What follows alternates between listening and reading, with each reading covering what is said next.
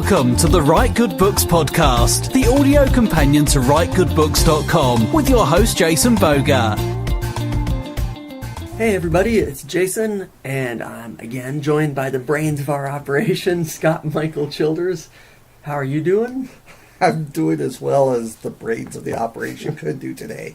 Awesome. It's good to be back. So, how are you? What are you working on now? Me? I'll throw you on the spot before we get to it. Absolutely nothing. No, I'm still working on... I'm actually trying to decide if I'm going to table a novel idea or start something else, but that's a whole other episode. That's where I am. I'm stuck on a novel. Well, it's a trilogy I'm working on, and this actually ties into our topic. I'm kind of still stuck in world building mode, and I'm working on character profiles and locations and world building and a tiny, tiny bit of writing. But this is something we've talked about in the past off air. You know, everything you do has a consequence. We'll use the Star Trek. Shoot me, Star Wars. Boom. You know which one I prefer. So we'll use the Star Wars. You know, you come up with a world that's nothing but ice. How do you feed the people on the planet? You know, you're, as an author, the stuff you create has consequences that affect your bigger picture. So that's kind of what we wanted to talk about today, the consequences of your actions as the writer. And maybe we'll get into consequences of your character actions in a follow-up podcast to this one. But this was kind of your brainstorming, so what do you think? I think you started out with where I was coming from. It's the idea of, you know, if you have this really cool idea, what does it mean? What does it actually do to the rest of your story? Some people I've seen... they'll come up with an interesting twist of some, either they break a certain law of physics to allow superpowers to come into the world, or laws of magic if you're dealing with a fantasy type of thing, or, you know, some political intrigue, so they introduce this new player in the game. And while it helps the plot that they might already have in mind, some people tend to forget that there could be other effects from those interesting choices that not only could maybe create your novel to fall flat when someone else notices it and says you didn't deal with this, or let you elevate your novel by giving you more opportunities to explore a really cool idea and bring more depth into a world that you are building. So let's take the ice planet thing that you let us out with. Okay, a planet completely covered in ice. Cool idea, pun intended, but like you said, how do people eat on that world? Is there fish or something underneath the ice? Is it a watery world underneath the surface of ice? Is it all colony? And so now it has to be completely dependent on trade for people to actually be there? Are people never there? And it's just people come in, set up camp for a little bit, do some dirty work, and then leave. You know, that cool idea, that interesting idea, if you think it through a little bit further, what else can we do with that? Yeah, and you really need to know the answers to some of those questions, or you might leave your reader saying, well, wait a minute, this doesn't seem real to me. It wasn't that big a problem in Empire Strikes Back with their ice world, but in a large book it should be. Yeah, and that's because in that it was an outpost. It wasn't supposed to be a completely everything's taking place on here. There's a cool little scene. I gotta come up with a different word for that than cool. Talking about the ice planet. Get your thesaurus out, kids. It was an interesting idea. It had some really nice action scenes, some different types of costuming than we would have seen. Now, let's say we want to do extended period of action on that planet. Now we've got to come up with these other solutions. So I'm not saying you have everything all built out to the nth degree. There are going to be some places where you have to say, okay, this is it. This is all I'm going to do, because it's just a scene, a beat in my space opera, so I don't have to explain everything. Right. This is similar to a novel I have shelved right now. it's a fantasy world. There are humans. Humans are imported from Earth, and I decided halfway through, it's like, oh, what happens if humans are immortal there? Well, that changed my entire novel. Yeah. And So they're importing immortal beings. yeah, and why, and what are all of the consequences of that? And it Yeah. if you're going to throw in something that big that's going to change the entire direction of your novel, you need to be ready for it, or you'll have that novel sitting on a shelf and not in a bookstore.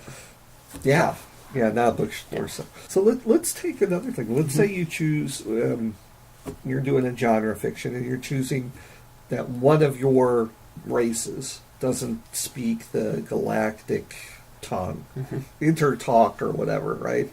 Okay, so what does this mean? Yeah, it's a cool little quirk. It could give a character a more unique identifier when reading them, but how do they participate in shared governance, in trade, in culture? Does the fact that they don't speak that common tongue make their music and art and literature more of an intellectual pursuit for some with the rest of the galaxy? Or are they looked down upon and considered savages or non-sentient even, because they don't speak the language and no one understands them? So are they like the Ewoks of Star Wars, or are they more of a super advanced race that are too far beyond everyone else? And here's the thing, you can use that as a twist. Everyone thinks that they are sub-sentient people. Oh, turns out they're just smarter than everyone else. And even though they don't speak the language, they've got everything wrapped up, and there's your twist. Yeah. Right?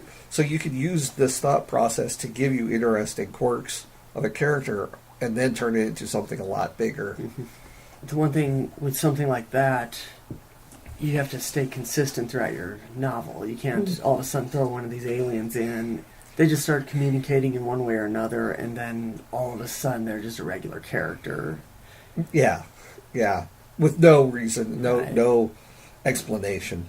Yeah, and that's something we covered kind of in the plot twist thing. This, you gotta keep your promises to the reader. Yeah. So, but even in less fantastical settings, right?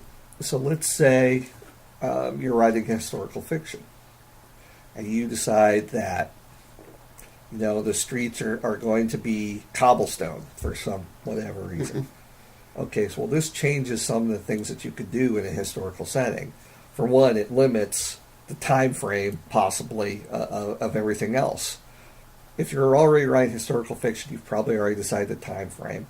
But if you add cobblestone to something that isn't normally there, why? How did they get cobblestone when everyone else still is on dirt road?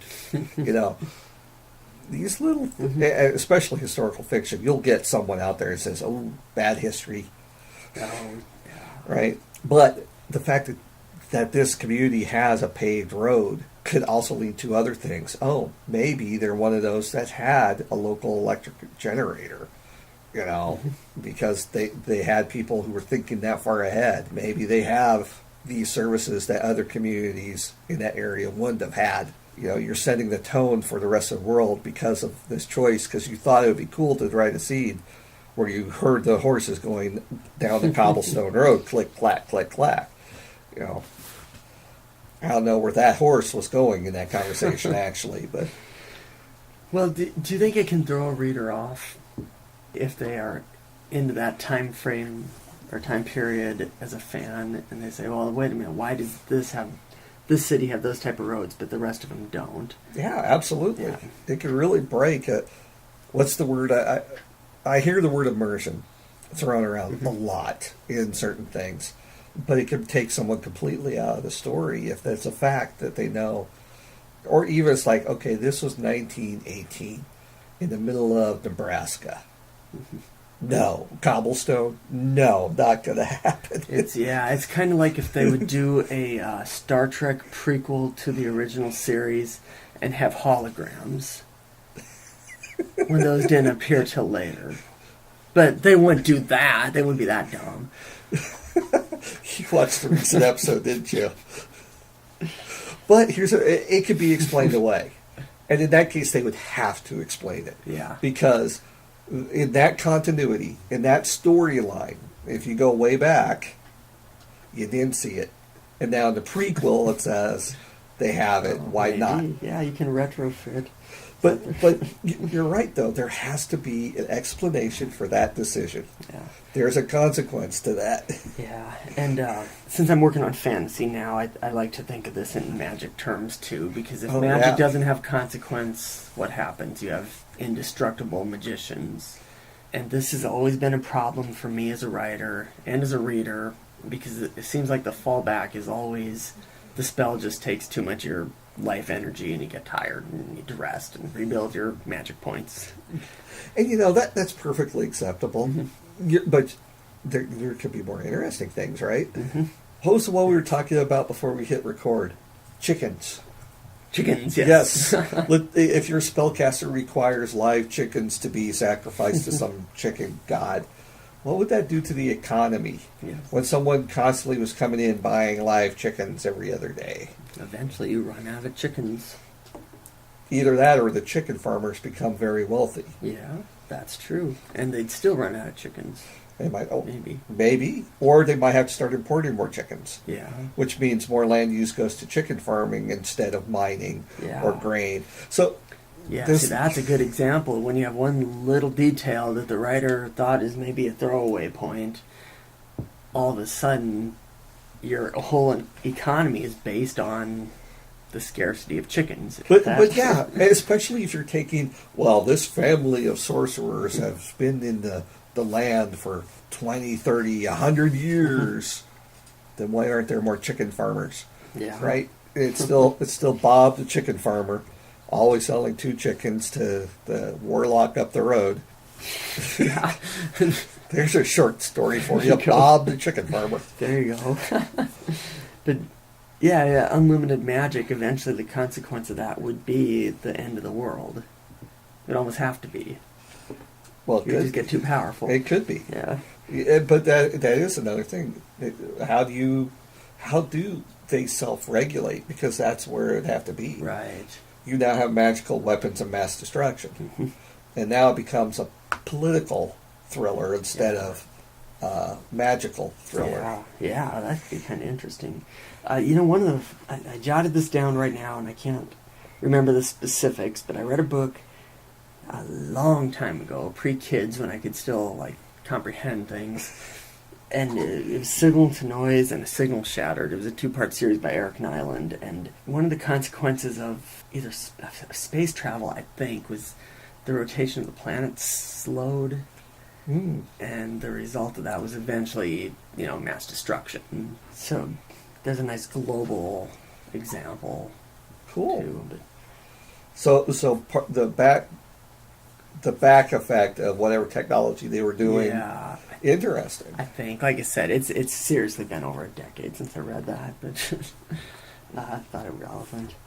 But for smaller, there's so many little consequences. You want to give your character glasses. Well, you have to remember throughout the book, and I've taken glasses off of characters because of this. Mm-hmm. You have to remember your character has glasses throughout the book, and even though I take mine for granted, if all of a sudden I'm in a fight with somebody and I get punched in the face, I might not be able to see for the rest of the scene at least. Yeah. And you can't forget just little details like that. Yeah. Well, deciding if your character is going to be right or left-handed and they get in a fight, right? Mm-hmm. Like, you're left-handed, and if you and I got in a fight, which happens also regularly, if you took a swing from me, it would be coming from a way that I'm not used to because I don't fight left-handed people that often. Yeah, you would be able. You could block easier with the right hand if you. I don't know. But that's the thing. I would be expecting the blow to come from the left. Yeah. See, and yeah, we are just trained MMA artists too. But see, these are the types of things too. Taller, shorter. Mm-hmm. If you're talking combat, strikes are going to hit differently and come from different angles. Yeah. Armor. Not every place is going to have a Hobbit-sized suit of armor handy. Right. That's why I'm spending so much time doing more world building and character profiles on this latest current trilogy I'm trying to work on. to work some of this stuff out beforehand. Yeah. I think we should end this discussion, though, with a warning that you can take it too far. Oh, yeah. And you can spend all your time world building. Yes. And like going back to the ice planet example, right? Small little scene, it's a space opera, so they're not explaining how the science works and everything. Right. And it's never a permanent thing, Yeah, right? yeah. So they don't have to think about all of that other stuff that we introduced. Could it have made an expanded story? There's probably an expanded universe story out there anyway. But could it have made more interesting later stories? Yeah, possibly. But in the case of that particular story, they just needed a nice planet because it made a cool visual. Yeah, they wanted the snow monster. Rah. Okay, well, I think we're at a good point to stop then. And we'll be back next time to talk about the consequences of your character's actions. And until then, thanks for listening. And if you'd like to support us, check us out on the web at writegoodbooks.com/podcast. We just introduced a Patreon account, so if you'd like to support us that way, we'll have a couple of things to offer and hope that's fun for you. And see you next time. See ya.